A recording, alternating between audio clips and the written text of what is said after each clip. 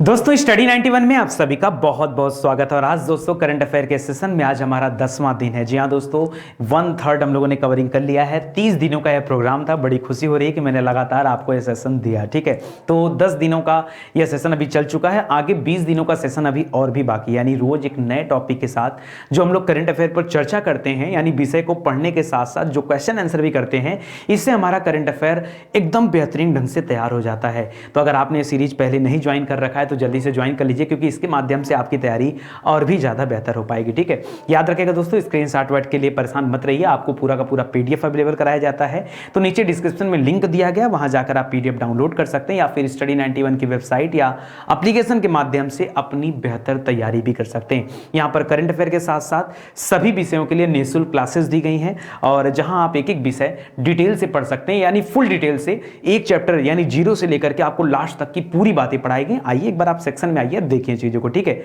आज 10वें दिन दोस्तों हमने जो टॉपिक चूज किया है वो हमारा है बजट का टॉपिक, यानी जो बजट प्रस्तुत किया गया था फरवरी में, उस बजट को समराइज करके आपसे परीक्षा में क्या पूछा जा सकता है, इसके बारे में हम लोग चर्चा करेंगे। चैप्टर आपको बड़े ध्यान से पढ़ना है, क्योंकि लास्ट में मैं आपको कराता हूं क्विज। तो क्विज को अटेम्प्ट करने के लिए आपको चैप्टर पर मजबूती पकड़ना होगा। ठीक है, तो चलिए देखते हैं कि कितनी तैयारी आपकी हो पाती है, या पिछले दिनों में कितनी तैयारी आपकी हो पाई है। दोनों बातों की चर्चा हो जाएगी। ठीक है, देखिए बजट 2020-21 की बात करते हैं, और ध्यान दीजिएगा बजट दोस्तों ये 2020-21 क्यों लिखा जाता है, अगर इसके बारे में मैं आपको बताऊं तो याद रखिएगा एक लाइन की बात आप ध्यान से, कि बजट जो होता है दोस्तों ये हमेशा 1 अप्रैल, जैसे हमारा जो फाइनेंशियल ईयर होता है, ठीक है, ये फाइनेंशियल ईयर होता है 1 अप्रैल से लेकर के 31 मार्च तक चलता है। ठीक है, ये हमारा फाइनेंशियल ईयर का टाइम होता है। ठीक है, पहले के जमाने में बहुत तरह के इस तरह के सेक्शन बनते थे, जैसे कुछ लोग दिवाली टू दिवाली या दशहरा टू दशहरा अपना अकाउंट मेंटेन करते थे। बहुत सारे लोग कैलेंडर ईयर को फॉलो करते हैं, यानी 1 जनवरी से 31 दिसंबर के कॉन्सेप्ट पर लेके चलते हैं। लेकिन हमारे भारत में जो फाइनेंशियल ईयर है वो है 1 अप्रैल से लेकर के 31 मार्च तक, यानी चैत्र महीने से शुरुआत होता है और फागुन इसका अंतिम महीना होता है। ठीक है, तो ये वही दे रहा है दोस्तों, जैसे 1 अप्रैल से शुरू किया है, मान लीजिए 2019 था और यहां पर 20 हो गया, या फिर अगर हमने लिया यहां पर 2020 तो ये चलेगा 2021 तक। तो ये कॉन्सेप्ट यहां से निकल कर आता है। फिलहाल ये बजट पूरे देश के लिए प्रस्तुत किया गया है, और ये बजट जो है 1 फरवरी को प्रस्तुत किया जाता है। ठीक है, तो इसको जरा ध्यान दीजिएगा, 1 फरवरी को बजट। पहले क्या होता था कि फरवरी के अंतिम दिन यानी 28 की फरवरी तो 28 को या 29 को बजट प्रस्तुत किया जाता था, लेकिन अभी कुछ वर्षों से बजट जो है 1 फरवरी को प्रस्तुत किया जाता है। तो ध्यान दीजिएगा, बजट आने के ठीक पहले दोस्तों पहले इकोनॉमिक सर्वे आता है। बजट आने के ठीक पहले क्या आता है, इकोनॉमिक सर्वे आता है, यानी पिछले साल हम लोगों ने कितना काम किया। मुझे ऐसा लगता है कि बजट से ज्यादा जरूरी हम लोगों के लिए क्या होता है, इकोनॉमिक सर्वे होता है, जो यह बताता है कि हमने कितना काम किया है। रिपोर्ट कार्ड होता है, ये तो फ्यूचर प्लानिंग हो गया ना। बजट से फ्यूचर प्लान होता है कि सरकार अगले 1 वर्षों तक क्या करेगी। ठीक है, वो प्लान आपको बताती है कि हम अपने देश में ऐसा ऐसा करने के मूड में हैं। इकोनॉमिक सर्वे ये बताता है कि पिछले साल हमने क्या किया, जो कहा था वो पूरा हुआ या नहीं हुआ। तो हमारे लिए इंपॉर्टेंट क्या है, पहले रिपोर्ट कार्ड चेक करना ना, कि जो सरकार ने कहा था उन तथ्यों पर सरकार कितना खरा उतर पाई है, या कितनी चीजों को पूर्ण कर पाई है, कुछ चीजें जो अपूर्ण रह गई वो कौन कौन सी चीजें हैं। तो इकोनॉमिक सर्वे उसके लिए आता है। ये इकोनॉमिक सर्वे दोस्तों भारत के आर्थिक सर्वेक्षण विभाग के द्वारा तैयार किया जाता है, और जनवरी महीने में लॉन्च किया जाता है। ठीक है, उसी तरह से बजट जो है दोस्तों ये आगे के लिए बनाया जाता है बजट। ठीक है, तो 1 फरवरी 2020 को जो वित्त मंत्री हमारी हैं इस समय कौन है, तो निर्मला सीतारमण है, इनके द्वारा यह बजट पेश किया गया संसद में। करा लगातार दूसरी बार बजट पेश करने वाली ये पहली महिला वित्त मंत्री बन चुकी हैं जिन्होंने बजट पेश किया, और भारतीय इतिहास में इन्होंने अब तक का भारत में सबसे लंबा बजटीय भाषण दिया है, 2 घंटे 40 मिनट का। ठीक है, इसके पहले जो रिकॉर्ड था दोस्तों वह जसवंत सिंह जी का नाम था, जिन्होंने 2 घंटा 13 मिनट बजट पर भाषण दिया था, लेकिन इन्होंने 2 घंटा 40 मिनट बजट पर भाषण देकर के यह रिकॉर्ड अपने नाम कर लिया। ठीक है, बजट 2020-21 में जीवन यापन में आसानी विषय पर आधारित करने के लिए इसको बनाया गया कि कैसे हम अपने जीवन को इजी बना सकते हैं, उस पर ध्यान रख करके इस बजट को बनाया गया। ठीक है, यानी पूरा फोकस किस पर है, जीवन को आसान बनाने में। ठीक है, आगे देखते हैं, जैसे आपसे बातें आपसे परीक्षा में पूछ सकता है कि यह बजट मुख्यतः किन बातों पर जोर डालता है, तो याद रखिएगा इस बजट में मुख्यतः 3 पॉइंट है। इस पूरे बजट को उसी 3 पॉइंट के इर्द गिर्द बजट घूमता हुआ नजर आता है। जैसे इसमें महत्वाकांक्षी परियोजनाओं पर ध्यान दिया गया। ठीक है, दूसरा है आर्थिक विकास पर, इकोनॉमिक डेवलपमेंट पर, तीसरा है जिम्मेदार समाज पर, कैरिंग सोसाइटी पर। ये तीन वो बातें हैं जिसके इर्द गिर्द हमारा बजट नजर आता है, महत्वाकांक्षी, आर्थिक विकास और जिम्मेदार समाज। चलिए आते हैं बजट के अंदर के कुछ मुद्दों पर चर्चा करते हैं और फिर उसी से क्वेश्चन आंसर बना करके मैं आपके सामने प्रेजेंट करता हूं। पहला पॉइंट लिख रहा है कि वित्त वर्ष 2020-21 के लिए, थोड़ा सा छोटा दिख रहा होगा, उसके लिए मैं क्षमा चाहता हूं, आगे से कोशिश करूंगा कि चीजें आपके सामने थोड़ा से बड़े लेटर में रहे। कह रहा है कि वित्त वर्ष 2020-21 के लिए आर्थिक विकास दर, ठीक है, ध्यान दीजिएगा यहां पर आर्थिक विकास दर की बात कर रहा है दोस्तों। आर्थिक विकास दर ये 10% रहने का अनुमान रखा गया है। अच्छा, इसकी तुलना कतई आप जीडीपी से मत करिएगा, क्योंकि जीडीपी का मतलब क्या होता है, ग्रास डोमेस्टिक प्रोडक्ट, ठीक है। यह भारत का सकल घरेलू उत्पाद होता है, जिसके 6.5% वृद्धि का अनुमान दर्ज किया गया, कि मतलब इसी के लमसम रहेगा 6.5% पे क्या रहेगा, जीडीपी अपना, और जो आर्थिक विकास दर है वो रहेगा 10% के आसपास। करा 2020-21 के तहत भारत की अर्थव्यवस्था दुनिया की 5वीं सबसे बड़ी अर्थव्यवस्था बन चुकी है, ठीक है। और तो अभी दोस्तों इसकी जो इकोनॉमी है, ये 5 ट्रिलियन की इकोनॉमी बनाने का इस बार लक्ष्य भी रखा गया, 2025 तक उसे पूरा करने का लक्ष्य भी रखा गया, ठीक है।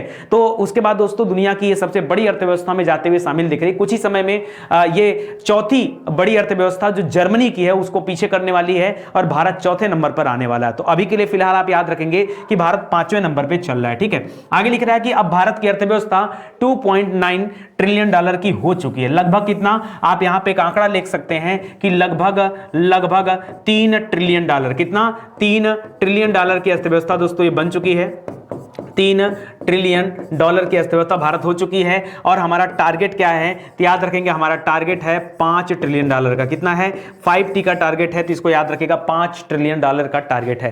कह रहा विश्व की 5 सबसे बड़ी अर्थव्यवस्थाओं में किसका कौन सा स्थान है, तो याद रखेगा दोस्तों, ये ट्रिलियन डॉलर के आधार पर बता रहा हूं। सबसे बड़ी अर्थव्यवस्था है अमेरिका देश की। सबसे बड़ी किसकी है, अमेरिका का पहला स्थान है, चीन का दूसरा स्थान है, जापान का तीसरा स्थान है, जर्मनी का चौथा स्थान है, और भारत का 5वां स्थान है। तो अभी भारत क्या चल रहा है, 5वें स्थान पे चल रहा है, तो याद रखेगा इसको, ठीक है। ये भारत 5वें पे चल रहा है। 2.9 ट्रिलियन डॉलर की अर्थव्यवस्था है। जर्मनी की अर्थव्यवस्था दोस्तों 3.9 की, यानी हमसे याद रखेगा 10 जो है आगे है, ठीक है। आप बोल सकते हैं इसे 2.9, यहां पर 3.9 है। यहां पर 5.2 पे चल रहा है जापान, और 14.1 पे चीन चल रहा है, और 21.4 पर क्या चल रहा है, अमेरिका चल रहा है, ठीक है। करा भारतीय अर्थव्यवस्था को 2024 तक, अभी मैंने 2025 बोला था क्या, उसको थोड़ा सा एडिट कर लीजिएगा, 2024 तक 5 ट्रिलियन डॉलर की अर्थव्यवस्था को बना देना, ऐसा टारगेट किया गया है, ठीक है।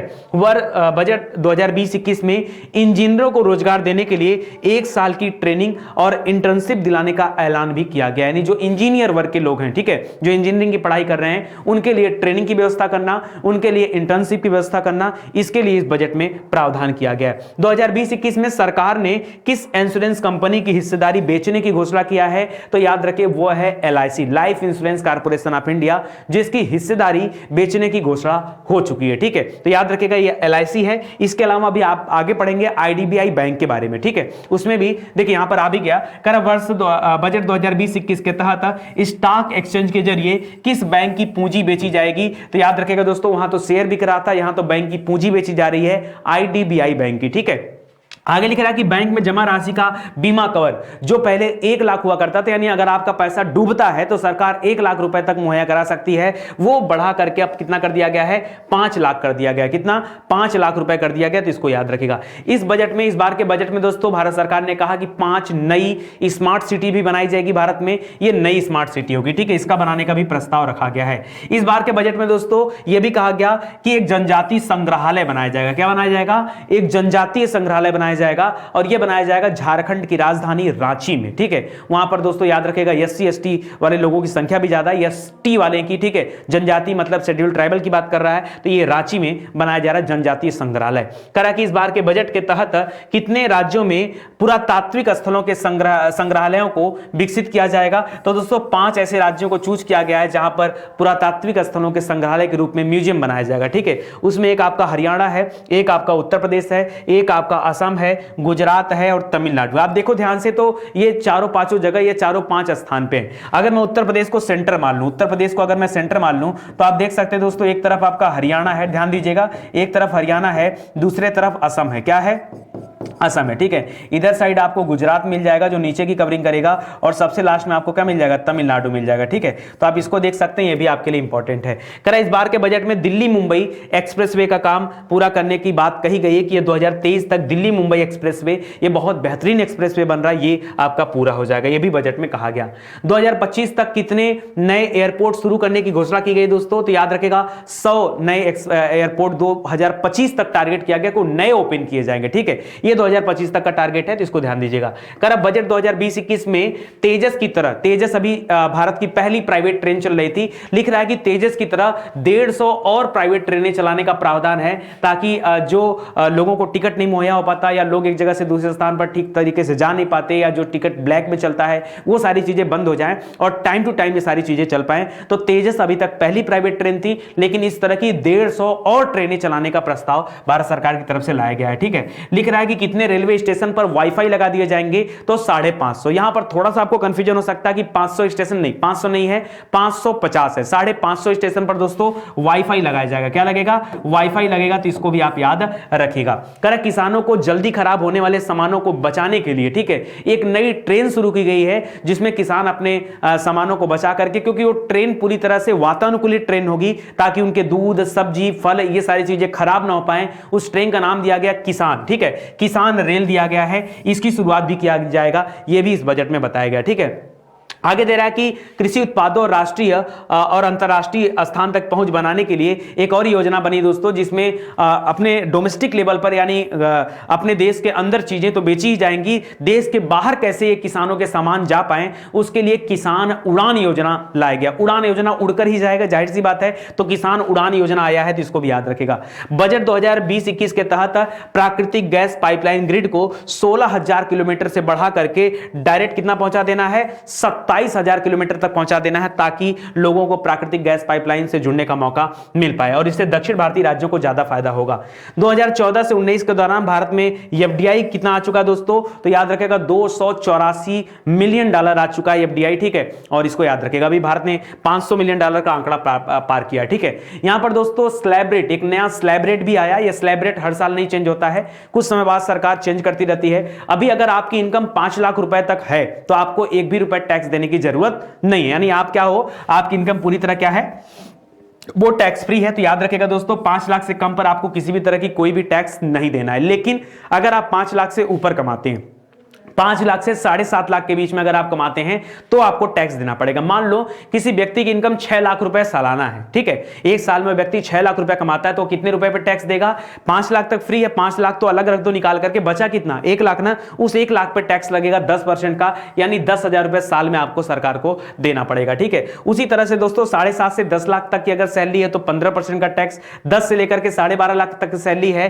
तो 10 पे याद रखेगा, 10 पे 20% ऐसे याद करके रखिए, ठीक है। और उसके बाद दोस्तों 12.5 से 15 और 15 पे 30%, ठीक है। 15 लाख से ज्यादा अगर इनकम है, तो आपको 30% का आयकर भुगतान करना होगा, ठीक है। इस तथ्य को भी याद करके रखिएगा। अगला पॉइंट देखिए, कर अब बजट, इस बार बजट के अनुसार दूध प्रसंस्करण क्षमता को 2025 तक क्या कर देना है, दोगुना कर देना। 2025 तक जो दूध प्रसंस्करण क्षमता हमारी, हम जितना दूध उत्पादन करते हैं, वो दुगुना हो जाना चाहिए, ठीक है। तो ये भी याद रखेगा। मत्स्य उत्पादन दोस्तों 200 लाख टन का है, जिसे बढ़ा करके क्या करना है, बढ़ाना है 2022 से 23 के तक में, ठीक है। तो उसको भी याद रखेगा।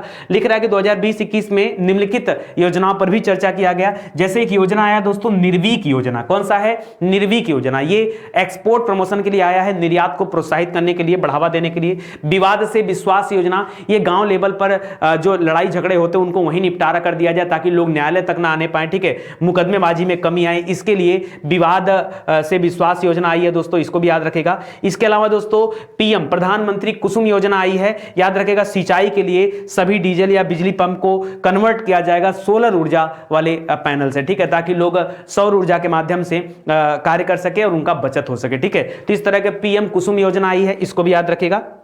आगे करा कि इस बार के बजट में 16 सूत्रीय एक्शन प्लान भी लाया गया, किसके लिए, ये स्पेशली कृषि क्षेत्र के लिए लाया गया 16 सूत्रीय एक्शन प्लान। ठीक है, करा है कि भारत में 100 जिलों जो पानी की समस्या से जूझ रहे हैं उनके लिए सरकार व्यापक उपाय करने जा रही है। और यहां पर याद रखें दोस्तों, यहां पर अभी हाल फिलहाल में प्रधानमंत्री हर घर नल योजना, हर घर नल योजना के तहत दोस्तों पानी की व्यवस्था कर रही है, जिसमें 2 अभी जिलों में शुरू किया गया उत्तर प्रदेश में। एक है आपका सोनभद्र जिला, एक है आपका मिर्जापुर जिला। ठीक है, ये तो अभी अभी स्टार्ट हुआ है। ठीक है, तो इसको भी याद रखेंगे, इंपॉर्टेंट है। करा कि धन लक्ष्मी शब्द का प्रयोग किसके लिए बजट में किया गया, तो याद रखें महिलाओं के लिए दोस्तों धन लक्ष्मी शब्द का इस्तेमाल किया गया। ये काफी एंटिक वर्ड है, इसको याद रखेगा। 2020-21 में किस मंत्रालय ने आवंटन में सबसे अधिक वृद्धि की है, तो याद रखेगा संचार जो टेक्नोलॉजी वाला सेक्टर मंत्रालय है उसमें सबसे अधिक वृद्धि देखी गई है। 2020-21 के अनुसार सबसे ज्यादा सब्सिडी देने का प्रावधान वो याद रखिए कहां पर किया गया, तो सबसे ज्यादा सब्सिडी दोस्तों ये फूड में लाया गया है, फूडिंग में, तो उसको भी आप ध्यान दीजिएगा। अभी आपको जब मैं क्वेश्चन आंसर कराऊंगा तो आपको सारी बातें बतानी पड़ेंगी। अब अगला प्रश्न आता है दोस्तों, रुपया आता कहां से और रुपया जाता कहां पर है। यहां भी परीक्षा में बहुत सारे प्रश्न बनते हैं। अगर रुपया आने की बात करें तो सबसे ज्यादा जो रुपया आता है वो कहां से आता है, तो याद रखेगा दोस्तों, वैसे तो यहां पर उधार और अन्य देवताओं का सेक्टर बहुत ज्यादा है, लेकिन अगर हम बात करें जीएसटी का और कारपोरेट टैक्स का, तो ये दोनों अभी बराबर हो चुके हैं। जीएसटी और कारपोरेट टैक्स से दोनों से 18% का आय सरकार को होता है। उसके बाद तीसरे नंबर पर, ये आपका पहला कर सकते हैं, दूसरा कर सकते हैं, तीसरे नंबर पर सबसे ज्यादा अगर आय सरकार को होती है तो कहां पर होती है, वो इनकम टैक्स के माध्यम से होती है। उसके बाद दोस्तों आप याद रखेंगे यहां पर कर है और भिन्न राजस्व हैं, सीमा शुल्क से 4% है, ऋण और भिन्न पूंजी प्राप्तियों से 6% है, केंद्रीय उत्पाद शुल्क से 7% है। ये सब याद रखिए, ये रुपया आने की कंडीशन बता रहा है। ठीक है, रुपया आने की कंडीशन ये है। इसी प्रकार दोस्तों रुपया जाता कहां से, अगर आपसे ये पूछा जाए तो याद रखिएगा सबसे ज्यादा जो सरकार का खर्च होता है वो कहां पर होता है, वो सरकार खर्च करती है ब्याज भुगतान में। इससे भी ज्यादा पैसा पहली बात तो सरकार को राज्यों में बांट देना पड़ता है 20% तक का हिस्सा। उसके बाद दोस्तों आपको खर्च करना पड़ता है सरकार को ब्याज भुगतान के लिए, तो ये 18% यहां चला गया। ठीक है, इसके बाद दोस्तों वित्त आयोग और अन्य तरह के अंतरण हैं या केंद्रीय क्षेत्र की जो स्कीमें हैं या सरकार के जो अन्य व्यय हैं, पेंशन भी देने से याद रखिए 6% का बोझ यहां पर बढ़ता हुआ दिख रहा है। रक्षा पर सरकार 8% खर्च कर रही है, सब्सिडी पर 6% खर्च कर रही है, और केंद्रीय प्रायोजित जो स्कीम है उसमें 9% तक सरकार खर्च कर रही है। तो आपको लगता है कि यहां पर चीजें दी गई, ये बिल्कुल सही है। आंकड़े आप याद रखिए, परीक्षा में आंकड़े ही पूछे जाते हैं। करा बजट के अनुसार लड़कियों पर लड़कियों के नामांकन पर किस तरह की जो है व्यवस्थाएं की गई है यहां पर, तो याद रखें बजट 2020-21 के अनुसार लड़कियों का नामांकन ये प्राथमिक स्तर पर 94.3% तक हुआ है, माध्यमिक स्तर पर 81% तक, और उच्चतर माध्यमिक स्तर पर ये 59.71 यानी लगभग 60%। ठीक है, ये भी याद रखेगा। करा इस बार के बजट में कौन से कर को समाप्त कर दिया गया, जो समाप्त हो चुका है याद रखें लाभांश वितरण कर। कौन सा, लाभांश वितरण कर इस बार समाप्त कर दिया गया। इसको आप स्टार लगा लीजिए, नोट कर लीजिए, परीक्षा में पूछा जा सकता है। लाभांश वितरण कर यह समाप्त कर दिया गया है। करा कि 2020-21 के अनुसार 6 से 16 के दौरान 271 मिलियन लोगों को गरीबी रेखा से बाहर निकाल दिया गया है, यानी अब उनको पॉवर्टी लाइन के अंदर नहीं रखा जा रहा, तब उनको जो सब्सिडी वाली योजनाएं थी उनके अंदर शामिल नहीं किया जाएगा। 2020-21 के अनुसार 1 जनवरी 2021 से भारत का राष्ट्रीय स्तर पर क्या शुरू होगा, याद रखेगा अंशदान का कार्यान्वयन स्टार्ट होगा, इसको भी ध्यान दीजिएगा। और बागवानी को प्रोत्साहित करने के लिए 1 प्रोडक्ट 1 डिस्ट्रिक्ट का समर्थन सरकार करने जा रही है, और इस तरह की योजना पर सरकार खर्च भी करने जा रही है। करा बजट इस बार के बजट में भारतीय विरासत संस्थान या भारतीय विरासत और संरक्षण संस्थान को भी स्थापित किया जाएगा, एक नया बनाया जा रहा है। ये संस्कृत मंत्रालय के अधीन बनाया जा रहा है या तहत बनाया जा रहा है। ठीक है, करा इस बार के बजट में भारत सरकार का कर्ज जीडीपी का कितना प्रतिशत हो गया, तो लगभग आधा। कैसे याद रखेंगे, लगभग आधा, यानी 48.7% तक का है, तो लगभग आधा आप मान सकते हैं। ठीक है, करा कि इस बार के बजट के अनुसार किस संगठन के रजिस्ट्रेशन के लिए यूनिक रजिस्ट्रेशन आईडी भी उपलब्ध कराए जाएंगे। तो अभी तक चैरिटी में क्या होता था कि कोई भी अपना अकाउंट क्रिएट करके काम करता था, वहां से पैसे लोग बचाते थे जो सरकार की नजर में नहीं आ पाता था। लेकिन इस बार आपको अगर चैरिटी में रजिस्ट्रेशन कराना है तो उसके लिए आपको जैसे बैंक अकाउंट की एक आईडी होती है उसी तरह से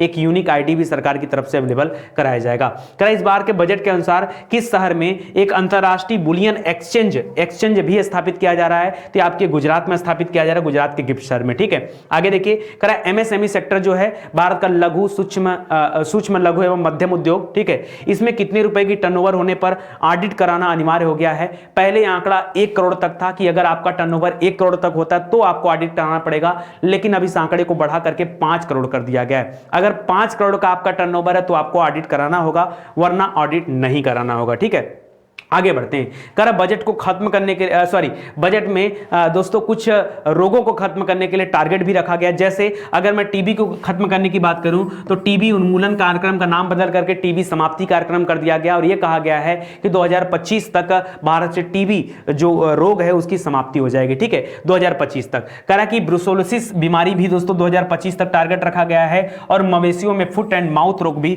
2025, ये सब 2025 वाले हैं। मुझे लगता है यहां थोड़ा सा गड़बड़ है। ठीक है, आंकड़ा, और एक बार मैं इसको ध्यानपूर्वक दिखाना चाहूंगा। ठीक है, भेड़ और बकरियों के पेस्टेपेटिस में याद रखेंगे, भेड़ और बकरियों के पेस्टेपेटिस रूमिटेंस बीमारी को भी खत्म करने की बात की गई 2025 तक। ठीक है, आगे देखिए, वर्ष 2020-21 में महत्वपूर्ण आवंटन। ठीक है, ये काफी इंपॉर्टेंट है, इसको आपको याद करना पड़ेगा, समझना पड़ेगा। लिख रहा है कि शिक्षा के लिए जो खर्च है दोस्तों कैसे याद करेंगे? मान लीजिए मैं आपको बता दिया 99,300 करोड़, तो आप याद कैसे करोगे इसे?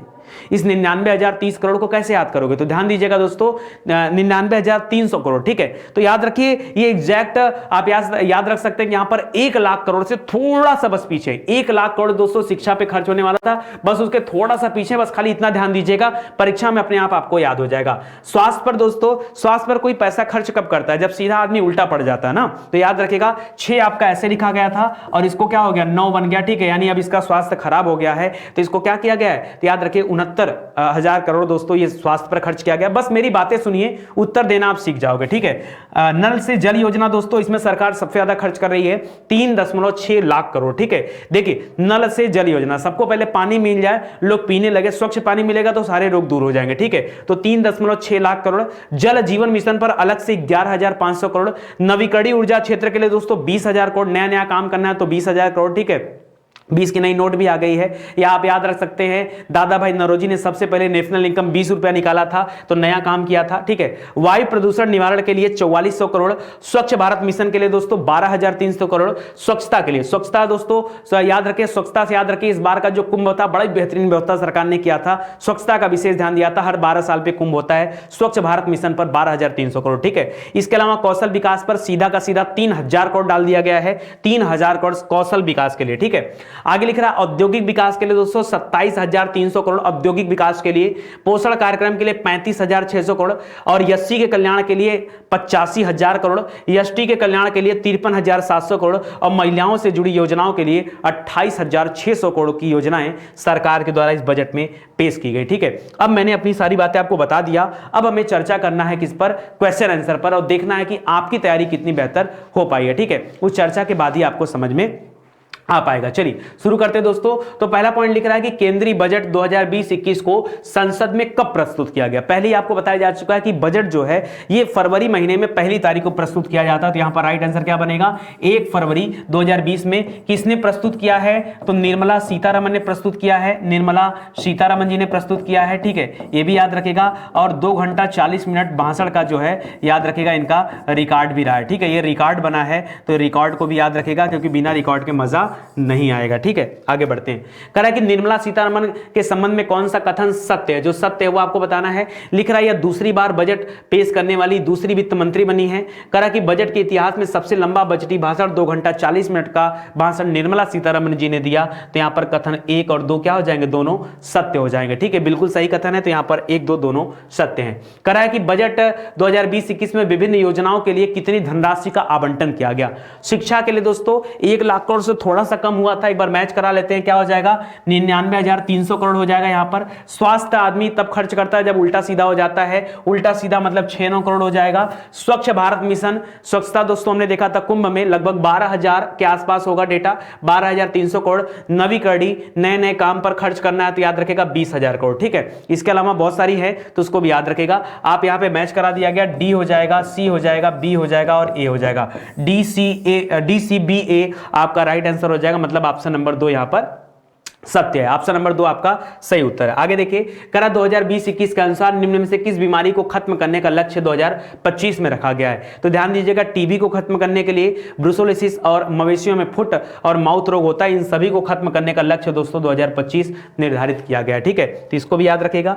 करा विभिन्न स्रोतों के आय के संदर्भ में आप मिलान कर दीजिए यहां पर। तो दोस्तों आइए करते हैं। करा कि माल और सेवा कर, माल और सेवा कर से दोस्तों याद रखेगा सबसे ज्यादा अर्निंग होती है, 18% की अर्निंग होती है। ठीक है, माल और सेवा कर से। इसके अलावा नहीं दे रहा है यहां पर, वरना मैं आपको कह देता निगम कर। निगम कर याद रखेगा दोस्तों, निगम कर और जीएसटी। ठीक है, जीएसटी इन दोनों से याद रखेगा 18% का होता है, निगम कर जीएसटी। ठीक है, तो इसको भी याद रखेगा। आयकर से होता है दोस्तों 17% का हो जाएगा, 17% का आपका ये वाला हो जाएगा। सीमा शुल्क से सबसे कम होता है 4% का हो जाएगा, और केंद्रीय उत्पाद शुल्क से 7% का। यही पढ़े हो ना यार, बार बार पढ़ो, आपको बार बार चिताया जाता है। ठीक है, तो यहां पर क्या हो जाएगा, बी हो जाएगा, फिर डी हो जाएगा, फिर ए हो जाएगा, फिर सी हो जाएगा। बी डी ए सी आपका राइट आंसर होगा। बी डी ए सी मतलब यहां पर ऑप्शन नंबर क्या हो जाएगा, 3 नंबर आपका सही उत्तर हो जाएगा। ठीक है, आगे बढ़ते हैं।